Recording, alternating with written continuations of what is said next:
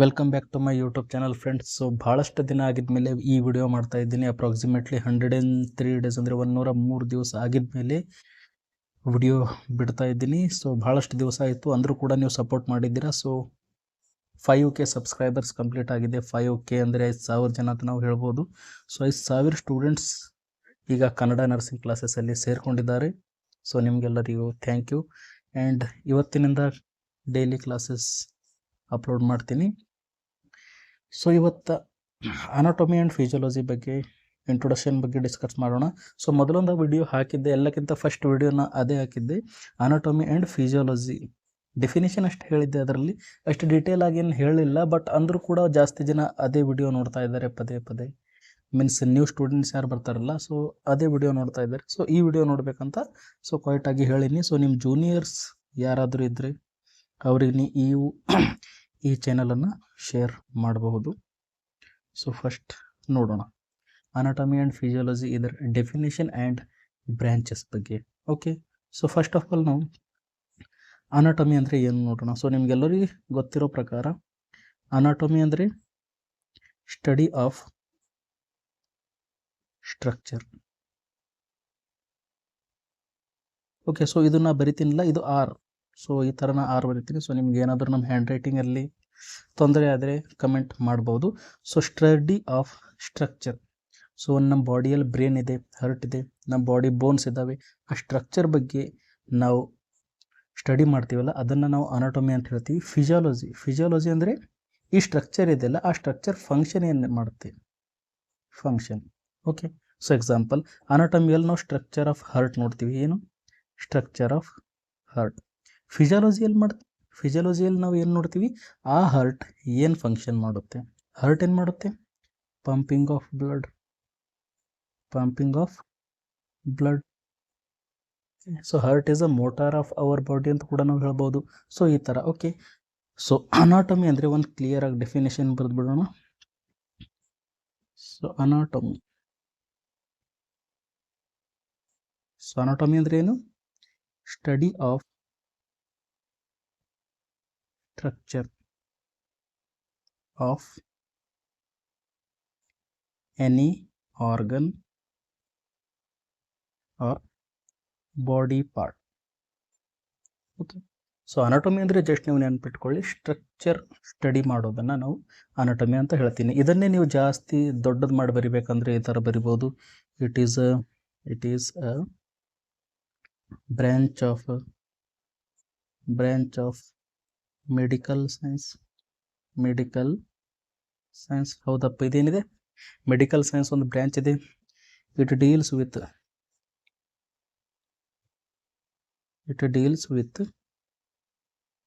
Study of structure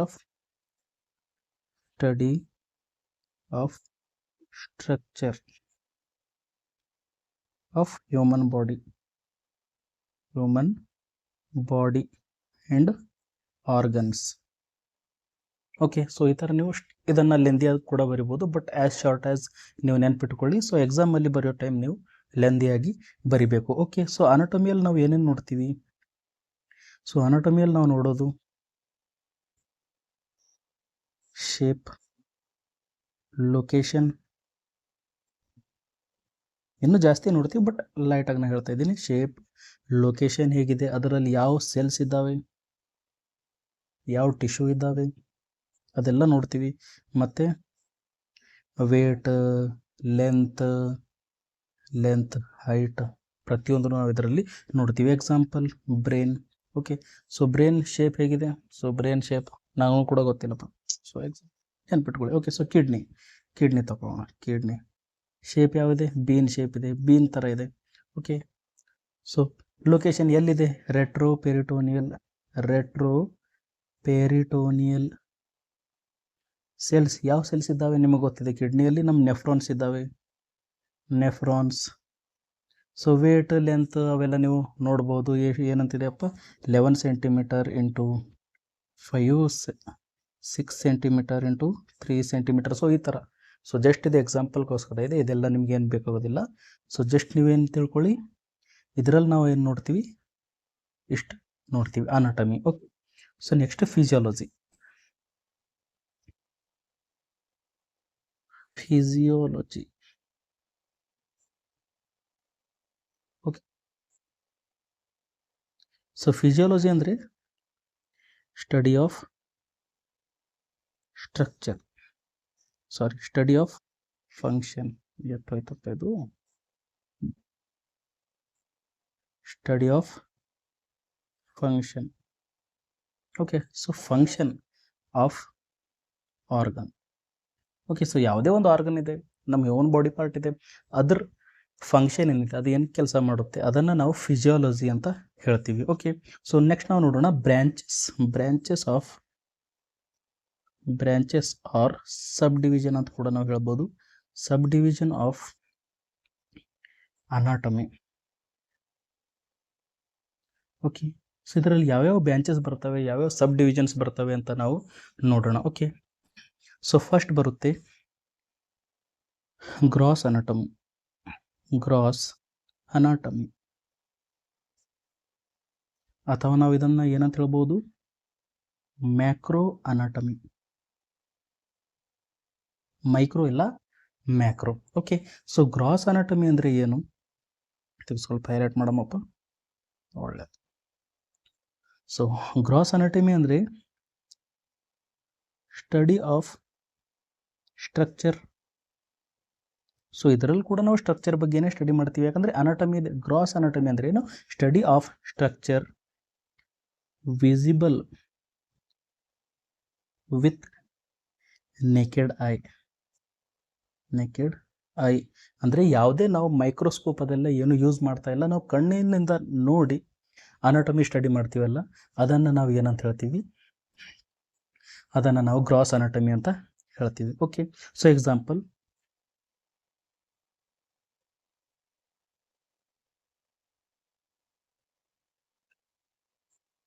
so ಇದು ಏನಿದೆ ಅಂತ ನೀವು ಹೇಳ್ಬೋದು. ಹೌದು ಸರ್, ಇದೇನಿದೆ, ಬ್ರೇನ್ ಇದೆ. ಓಕೆ, ಸೊ ಇದು ನೀವು ಕಣ್ಣಿನಿಂದ ನೋಡ್ತಾ ಇದ್ದೀರಾ, ಹೌದು. ಸೊ ಕಣ್ಣಿನಿಂದ ನೋಡಿದರೆ ನಿಮಗೆ ಬ್ರೇನ್ ಕಾಣಿಸ್ತಾ ಇದೆ, so this is a gross anatomy.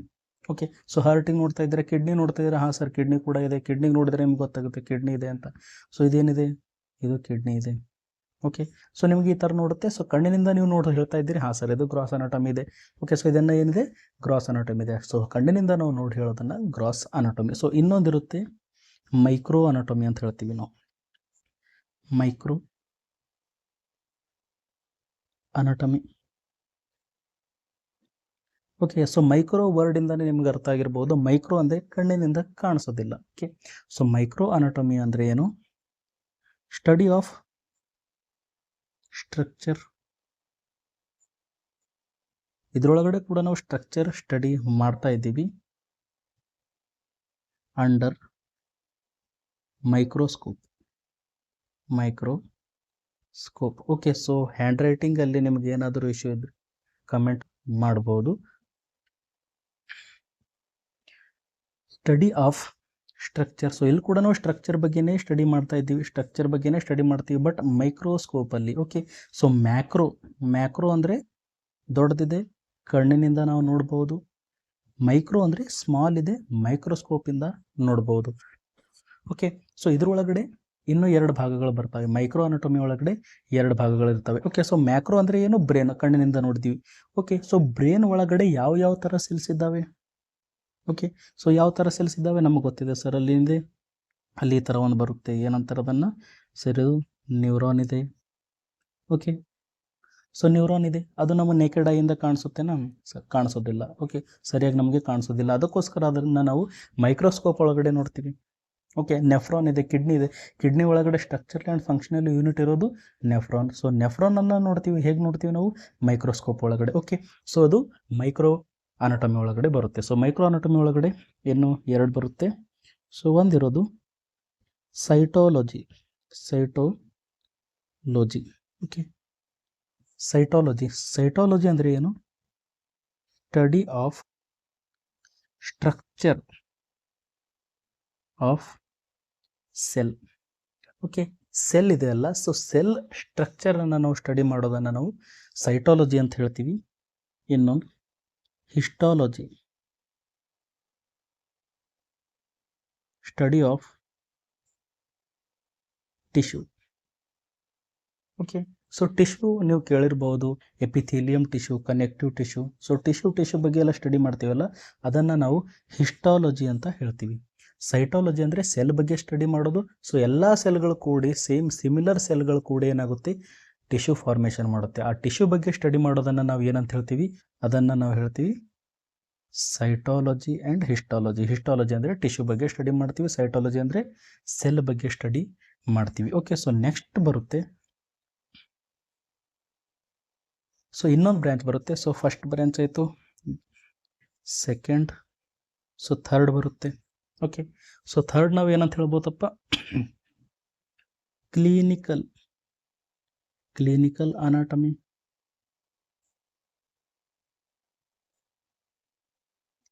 So clinical anatomy ಅಂದರೆ ಏನು, study of structure related with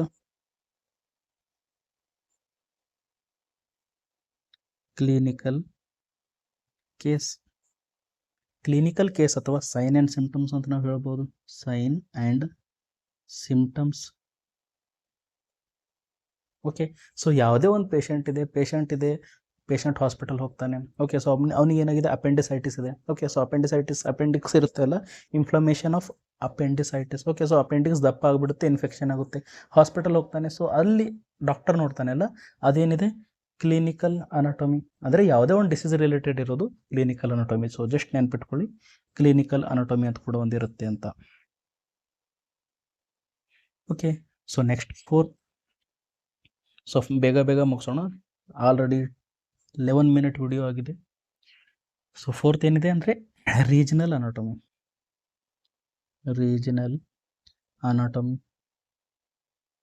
okay, so regional anatomy ಅಂದರೆ ಏನು, study of structure related to region ಅಥವಾ one region. Example, head and neck. Okay, so example ಏನಿದೆ, head and neck. So head and neck ಇದರಲ್ಲಿ ಬರೋ ಎಲ್ಲ part ಬಗ್ಗೆ study ಮಾಡ್ತೀವಿ. Head and neck ಅದರೊಳಗಡೆ ಬ್ರೈನ್ ಬರುತ್ತೆ. ಹೆಡ್ ಆ್ಯಂಡ್ ನೆಕ್ ಅದರೊಳಗಡೆ ಏನು ಬರುತ್ತೆ, ಐಸ್ ಬರುತ್ತೆ, ನೋಸ್ ಬರುತ್ತೆ, ಸ್ಕಲ್ ಬೋನ್ಸ್ ಬರುತ್ತೆ. ಸೊ ಪ್ರತಿಯೊಂದನ್ನು ನಾವು ಸ್ಟಡಿ ಮಾಡ್ತೀವಿ. ಓಕೆ, ಸೊ ಅದನ್ನು ನಾವು ಏನಂತ ಹೇಳ್ತೀವಿ, ರೀಜನಲ್ ಅನಾಟಮಿ. ಸೊ ಒಂದು ರೀಜನಲ್ಲಿ ಯಾವ್ಯಾವ ಸ್ಟ್ರಕ್ಚರ್ ಬರ್ತವೆ, ಎಲ್ಲ ಸ್ಟ್ರಕ್ಚರ್ ಬಗ್ಗೆ ಸ್ಟಡಿ ಮಾಡೋದು regional anatomy. Okay, next 5th.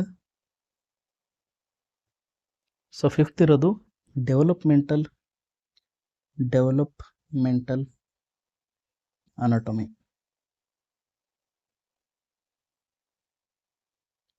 So developmental anatomy ಅಂದರೆ ಏನು, ಇಲ್ಲಿ ಕೂಡ ನಾವು ಏನು ಮಾಡ್ತಾ ಇದ್ದೀವಿ, ಸ್ಟಡಿ ಮಾಡ್ತಾ ಇದ್ದೀವಿ. Study of growth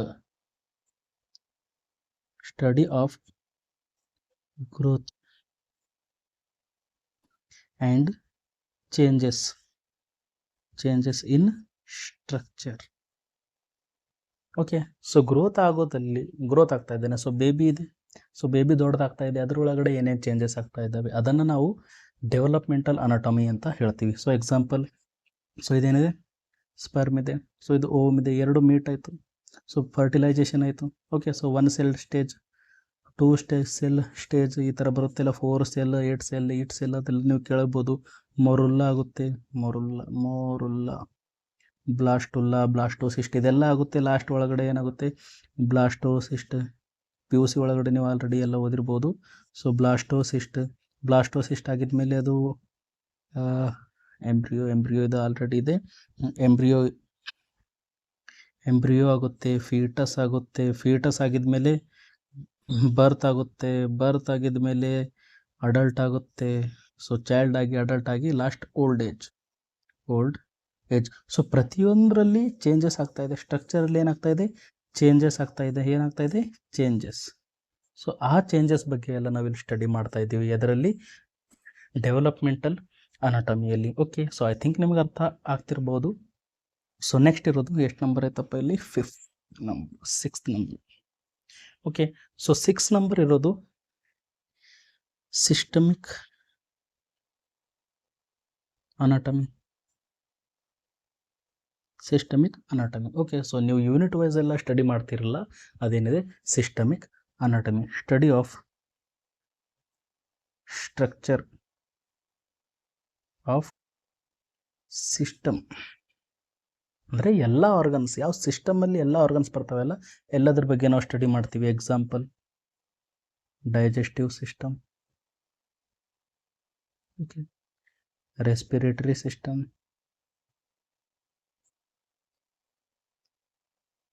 okay. So ಇದ್ರೊಳಗಡೆ digestive system, mouth to anus ತನ ಎಲ್ಲ ಪಾರ್ಟ್ಸ್ಗಳು ಬರ್ತಾವೆ, ಎಲ್ಲದ್ರ ಬಗ್ಗೆ ಸ್ಟಡಿ ಮಾಡ್ತೀವಿ. ಸೊ ಇದನ್ನು ಏನಂತ ಹೇಳ್ತೀವಿ ನಾವು, systemic anatomy. Okay, so I think ನಿಮ್ಗೆ ಅರ್ಥ ಆಗಿರ್ಬೋದು. ಸೊ ಎಷ್ಟಾಯ್ತಪ್ಪ, 6. ಇದಕ್ಕೆ ನೋಡಿ ಚೇಂಜ್ ಮಾಡಬೇಕು. ಸರ್ಫೇಸ್ ಅನಾಟಮಿ ಮುಗಿದಿದೆನಾ, ಇಲ್ಲ, ಸರ್ಫೇಸ್ ಅನಾಟಮಿ. ನೆಕ್ಸ್ಟ್ ಇದೆ 7 surface anatomy. Okay, surface anatomy ಅಂದರೆ ಏನು? Study of external features and landmarks. Study of external features and landmark ಅಂದರೆ ನೀವು ಹೊರಗಡೆ ಇಂದ ನೋಡಿ ಏನೇನು ಸ್ಟಡಿ ಮಾಡ್ತಿರಲ್ಲ ಅದೆಲ್ಲ ಸರ್ಫೇಸ್ ಅನಾಟಮಿ ಒಳಗಡೆ ಬರುತ್ತೆ. ಎಕ್ಸಾಂಪಲ್ ಪಲ್ಸ್ ಸೈಟ್ಸ್ಗಳಿರ್ತಾವಲ್ಲ, ಪಲ್ಸ್ ಚೆಕ್ ಮಾಡ್ತಿರಲ್ಲ, ರೇಡಿಯಲ್ ಪಲ್ಸ್ ಆಗಲಿ, ಫಿಮೋರಲ್ ಪಲ್ಸ್,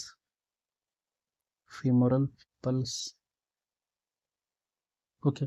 ಸೊ ಇದು ನಿಮ್ಮ ಹ್ಯಾಂಡ್ ಇದೆ, ಸೊ ದಿಸ್ ಈಸ್ ಥಮ್, ಇವು 4 ಫಿಂಗರ್ ಇದ್ದಾವೆ.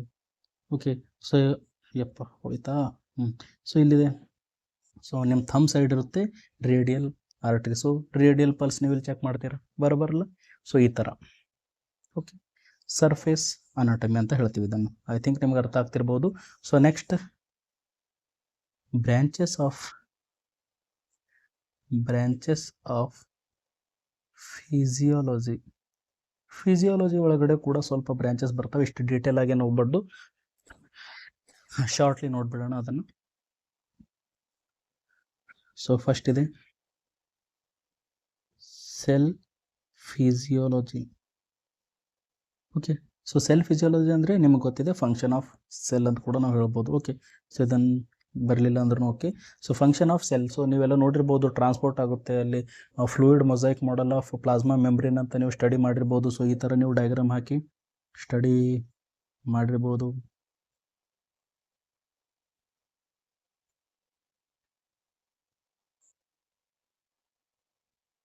ಸೊ ಈ ಥರ ಹಾಕೋ. ಸೊ ಇದೇನು ಬರುತ್ತೆ, ಸೆಲ್ ಫಿಸಿಯಾಲಜಿ ಒಳಗಡೆ ಬರುತ್ತೆ. Okay, so next systemic physiology. Systemic physiology ಅಂದರೆ ಸಿಸ್ಟಮ್ ಏನೇನು ಮಾಡುತ್ತೆ ಅದೆಲ್ಲ. ಎಕ್ಸಾಂಪಲ್ ಡೈಜೆಸ್ಟಿವ್ ಸಿಸ್ಟಮ್ ಏನು ಮಾಡುತ್ತೆ, ಡೈಜೆಸ್ಟಿವ್ ಫಂಕ್ಷನ್ ಮಾಡುತ್ತೆ. ರೆಸ್ಪಿರೇಷನ್,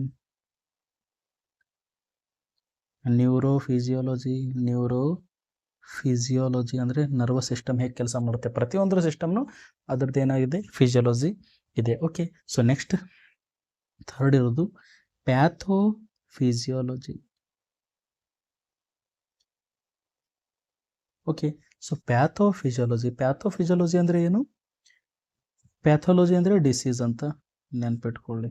ಓಕೆ, ಪ್ಯಾಥೋ ಅಂದರೆ ಡಿಸೀಸ್, ಫಿಸಿಯಾಲಜಿ ಅಂದರೆ ನಿಮಗೆ ಗೊತ್ತಿದೆ ಸ್ಟಡಿ ಆಫ್ ಫಂಕ್ಷನ್, ಅಂದರೆ ಯಾವ ಡಿಸೀಸಲ್ಲಿ ಫಂಕ್ಷನ್ ಹೇಗೆ ಮಾಡುತ್ತೆ ಅವನ ಬಾಡಿ. ಓಕೆ, ಅಥವಾ ನಾವು ಏನಂತ ಬರಿಬೋದು, ಚೇಂಜಸ್ ಇನ್ ಫಂಕ್ಷನ್ ಅಂದರೆ ನಾರ್ಮಲಿಂದ ಏನು ಚೇಂಜ್ ಆಗುತ್ತೆ, changes in function during disease. ಯಾವುದೇ ಒಂದು ನಮ್ಮ ಬಾಡಿ ಒಳಗಡೆ ಇಲ್ನೆಸ್ ಬಂದಾಗ, ಡಿಸೀಸ್ ಬಂದಾಗ ನಮ್ಮ ಬಾಡಿ ಒಳಗಡೆ ಫಂಕ್ಷನ್ ಏನು ಚೇಂಜ್ ಆಗುತ್ತೆ ಆ ಫಂಕ್ಷನ್ಗಳ ಬಗ್ಗೆ ನಾವು ಸ್ಟಡಿ ಮಾಡ್ತೀವಿ. ಅದನ್ನು ನಾವೇನಂತ ಹೇಳ್ತೀವಿ, ಪ್ಯಾಥೋಫಿಸಿಯಾಲಜಿ. Example indigestion. Okay, so normally ನೀವು ಊಟ ಮಾಡಿರೋದೆಲ್ಲ ಡೈಜೆಸ್ಟ್ ಆಗುತ್ತೆ. ನಿಮಗೆ ಏನಾದರೂ ಡಿಸೀಸ್ ಬಂತು, ಏನಾದರೂ ನಿಮಗೆ GIT ರಿಲೇಟೆಡ್ ಅಂದರೆ ಸ್ಟಮಕ್ ರಿಲೇಟೆಡ್ ಪ್ರಾಬ್ಲಮ್ ಇತ್ತು ಅಂದರೆ ಡೈಜೆಷನ್ ಆಗೋದಿಲ್ಲ, ಇಂಡೈಜೆಷನ್. ಓಕೆ, ಸೊ ಚೇಂಜ್ ಆಯಿತು. ಸೊ ಈ ಥರ. So next 4 number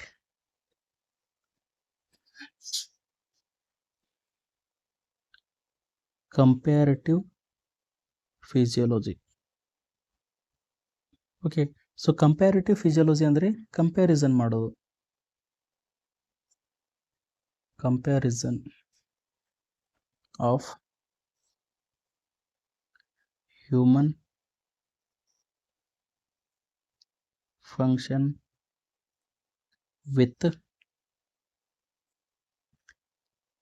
animal or other human ಅಂತ ಕೂಡ ಹೇಳ್ಬೋದು. ಓಕೆ, ಸೊ ಯಾವುದೋ ಒಂದು ಆ್ಯನಿಮಲ್ ಜೊತೆ ಅಥವಾ ಹ್ಯೂಮನ್ ಜೊತೆ ಕೂಡ ನಾವು ಕಂಪೇರ್ ಮಾಡ್ಬೋದು. ಅಂದರೆ ಫಂಕ್ಷನ್, ಎಕ್ಸಾಂಪಲ್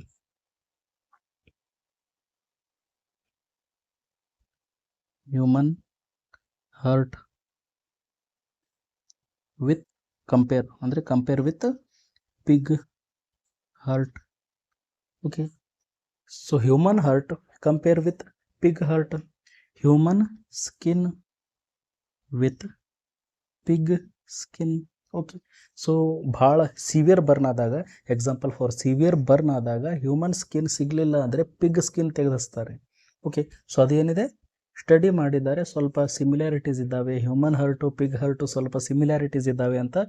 ಸೊ ಏನಾದರೂ ಈ ಥರ ಮಾಡ್ತಾರೆ. ಸೊ ಕಂಪ್ಯಾರಿಟಿವ್ ಫಿಸಿಯಾಲಜಿ ಜಸ್ಟ್ ನೀವು ನೆನ್ಪಿಟ್ಕೊಳ್ಳಿ. ಸೊ ಇಷ್ಟು ಟೈಪ್ಸ್ಗಳಿದ್ದು ಫಿಸಿಯಾಲಜಿದು ಕೂಡ. ಸೊ ಐ ಥಿಂಕ್ ನಿಮಗೆ ಈ ವಿಡಿಯೋ ಅರ್ಥ ಆಗಿರ್ಬೋದು. ಸೊ ಈ ವಿಡಿಯೋ ನಿಮ್ಗೆ ಅರ್ಥ ಆಗಿದ್ರೆ ಲೈಕ್ ಮಾಡಿ, ಶೇರ್ ಮಾಡಿ. ಸೊ ಈ PDF ನಿಮ್ಗೆ ಬೇಕಂದರೆ ಡಿಸ್ಕ್ರಿಪ್ಷನಲ್ಲಿ ಲಿಂಕ್ ಇರುತ್ತೆ. ಸೊ ಐ ಥಿಂಕ್ ನಿಮ್ಗೆ ಈ ವಿಡಿಯೋ ಅರ್ಥ ಆಗಿರ್ಬೋದು. ಅಥವಾ ನಿಮಗೆ ಟೈಪ್ ಮಾಡಿರೋದೇ ಬೇಕು ಅಂದರೆ ಅದು ಸದ್ಯಕ್ಕೆ ಆಗೋದಿಲ್ಲ, ಯಾಕಂದ್ರೆ ನನ್ನ ಲ್ಯಾಪ್ಟಾಪ್ ಏನಿದೆ ಅಲ್ಲ ಅದು ಆನ್ ಆಗ್ತಾ ಇಲ್ಲ. ಸೊ ಇದೇ ಥರ ನಿಮಗೆ ಬೇಕಂದರೆ ಕಮೆಂಟಲ್ಲಿ ಕಮೆಂಟ್ ಅಂತೀನಿ, ಡಿಸ್ಕ್ರಿಪ್ಷನ್ನಲ್ಲಿ ನಾ ಇದ್ರ ಲಿಂಕ್ ಹಾಕ್ತೀನಿ, ಅಲ್ಲಿಂದ ನೀವು ಡೌನ್ಲೋಡ್ ಮಾಡ್ಕೋಬೋದು. ಸೊ ಈ PDF ನಿಮಗೆ ಸಿಗುತ್ತೆ. ಸೊ ಹಾಗೆ ನಿಮಗೆ ಈ ವಿಡಿಯೋ ಇಷ್ಟ ಆದರೆ ಲೈಕ್ ಮಾಡಿ, ಶೇರ್ ಮಾಡಿ, ಸಬ್ಸ್ಕ್ರೈಬ್ ಮಾಡಿ. Thank you.